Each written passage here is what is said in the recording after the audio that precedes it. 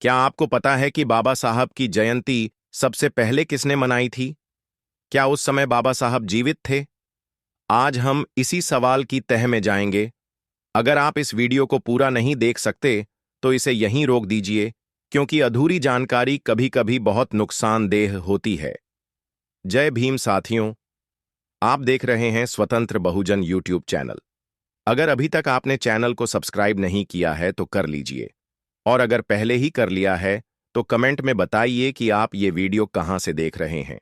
इस वीडियो को ज्यादा से ज्यादा लोगों तक पहुंचाना जरूरी है, क्योंकि बाबा साहब से जुड़ी हर बात जन जन तक पहुंचनी चाहिए, और ये जिम्मेदारी हम नहीं, आप पर छोड़ते हैं। अब जरा ध्यान से सुनिए। बात है साल 1928 की। अंग्रेजों का राज था और समाज जात पात की जंजीरों में बुरी तरह जकड़ा हुआ था। लेकिन उस साल 14 अप्रैल की सुबह कुछ अलग थी। शहर में खुसर पुसर चल रही थी कि आज कुछ बड़ा होने वाला है। किसी को कुछ साफ नहीं था, तभी एक रथ नजर आता है। सजा धजा भव्य, जैसे किसी राजसी स्वागत की तैयारी हो। लेकिन उस रथ पर कोई व्यक्ति नहीं, एक तस्वीर विराजमान थी। तस्वीर थी एक ऐसे इंसान की जिसकी आंखों में तेज था, चेहरे पर दया थी और माथे पर विद्रोह की चमक। लोग रुकने लगे, भीड़ जमा होने लगी। कुछ पास जाकर नमन कर रहे थे, कुछ दूर से देख रहे थे, कुछ सवाल पूछ रहे थे। ये कौन है? रथ के साथ ऊंट और हाथी भी चल रहे थे। ये कोई परंपरा नहीं थी, ये बदलाव की आहट थी। कहीं कोई मंच नहीं, कोई भाषण नहीं, नारे नहीं, बस एक तस्वीर थी और लोगों के दिलों में जागती चेतना। कुछ लोग चुपचाप रोते रहे, कुछ कवि मन ही मन कुछ महसूस करते रहे। ऐसा पहली बार लगा कि कोई है जो हमारी बात कर रहा है। कार्यक्रम के बाद सवाल उठने लगे, ये सब किसने किया? कौन था जो ये सब कर गया? कोई बोला, वह एक मास्टर था। कोई बोला, बाबा साहब का सच्चा दीवाना था, नाम किसी को ठीक से नहीं मालूम।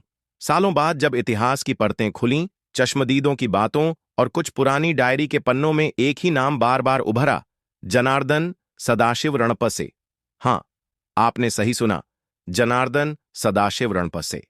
एक शिक्षक, एक विचारधर्मी, एक सच्चा अनुयायी, जिसने बिना शोर शराबे के, बिना मंच के, पहली बार 14 अप्रैल को बाबा साहब को समर्पित कर दिया। वही शुरुआत थी जिसे आज हम अंबेडकर जयंती के रूप में जानते हैं। अब एक अहम सवाल, क्या बाबा साहब उस समय जीवित थे? जवाब है हां। बाबा साहब की पहली जयंती 1928 में मनाई गई थी, और बाबा साहब का निधन हुआ 6 दिसंबर 1956 को, यानी जब पहली बार उनका जन्मदिन मनाया गया, तब उनकी उम्र सिर्फ 37 साल थी। जरा सोचिए, 37 की उम्र में हम में से अधिकतर लोग बस जिंदगी को जमाने की सोच में डूबे रहते हैं।